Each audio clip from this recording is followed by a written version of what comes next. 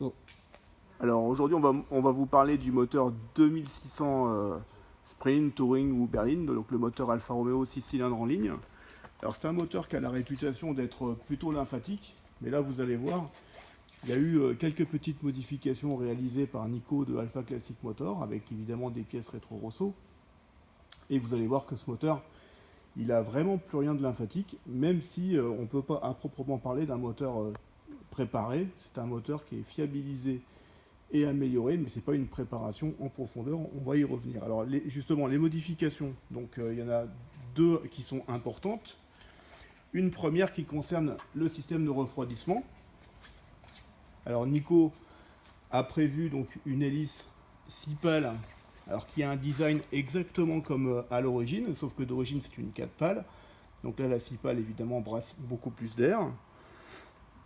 On a prévu une poulie en aluminium qui a un diamètre un peu plus petit que l'origine. Alors on a calculé ça pour éviter que la pompe à eau ne cavite. Mais donc là, on accélère en fait le débit d'eau à l'intérieur du bloc. Et puis enfin, donc une modification qui ne se voit pas à l'œil nu, donc qui est interne au bloc. Alors là, on ne rentrera pas dans le secret de fabrication de Nico, mais il y a une modification du circuit de refroidissement qui permet au moteur d'être refroidi de façon égale du premier au 6e cylindre. Mais là, donc c'est secret Nico. Donc cette modification du système de refroidissement porte sur la fiabilisation du moteur. Et puis alors pour l'amélioration des performances, donc là il y a une pipe d'admission, alors un petit peu à la manière de ce que faisait Conrail. Donc c'est une pipe d'admission en conduit direct. Hein, la pipe d'origine est équipée de 3 carburateurs Solex. Donc là on a équipé la pipe de 3 carburateurs Weber. Et donc les conduits directs permettent de gagner en performance, contrairement à la pipe d'origine qui est en flux croisé. Bon, c'est un petit peu technique, on ne rentre pas plus dans le détail, mais voilà. Donc, alors, les carburateurs de 40, pourquoi? Alors tout simplement parce que on retrouve la cylindrée unitaire du 1750, et Conrail mettait des carburateurs de 45, mais Conrail faisait des moteurs de course, et là l'objectif c'est de faire un moteur qui tourne bien, mais pour une voiture qui va être utilisée sur route, donc qui ne soit pas hyper pointu non plus. La boîte à air, on va reculer un petit peu. Voilà, donc on voit que le plénum d'origine retrouve sa place. Hein, donc de la présentation générale du moteur, elle est vraiment, hormis les 3 carburateurs Weber, on ne voit absolument pas de modification majeure. Mais si on rentre dans le détail, maintenant, vous allez voir la timonerie. C'est juste une œuvre d'art. Hein. Cette timonerie, alors évidemment on peut tout régler, hein, le ralenti, la synchro, bien évidemment, tout est prévu.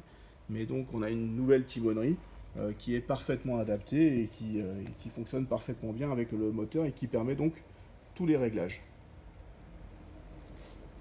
Alors on va mettre le moteur en route, donc là on va passer aux choses sérieuses. Alors le moteur bien évidemment est chaud, hein, on l'a déjà fait tourner un petit peu parce que vous allez voir qu'il prend quand même pas mal de tours.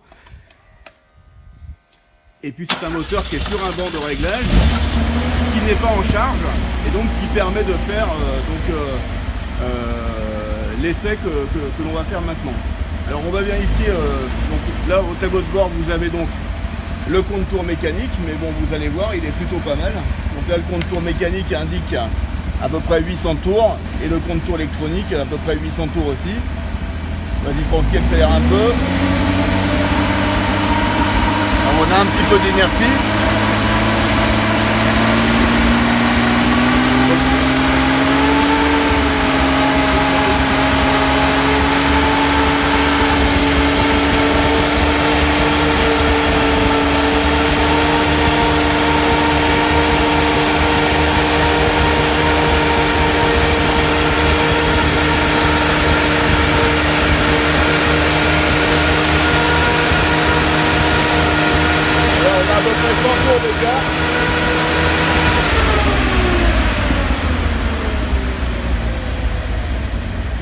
Alors là on va faire parler la poudre.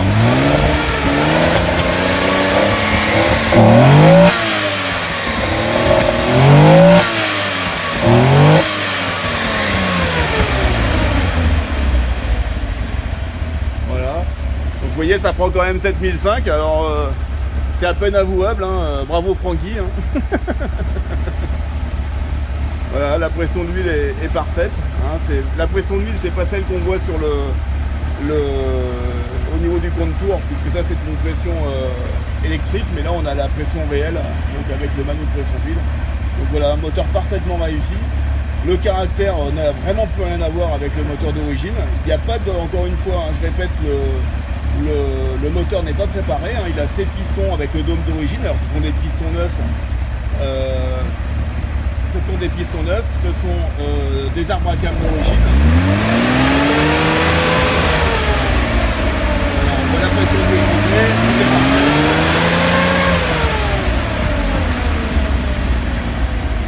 Donc vraiment la modification qu'il faut retenir de ce moteur, c'est uniquement la pipe d'admission en conduit direct avec les 3 carburateurs Weber. Voilà, une réussite parfaite réalisée par Nico de Alpha Classic Motor. Merci Nico, allez à bientôt à tous, ciao ciao. Et voilà.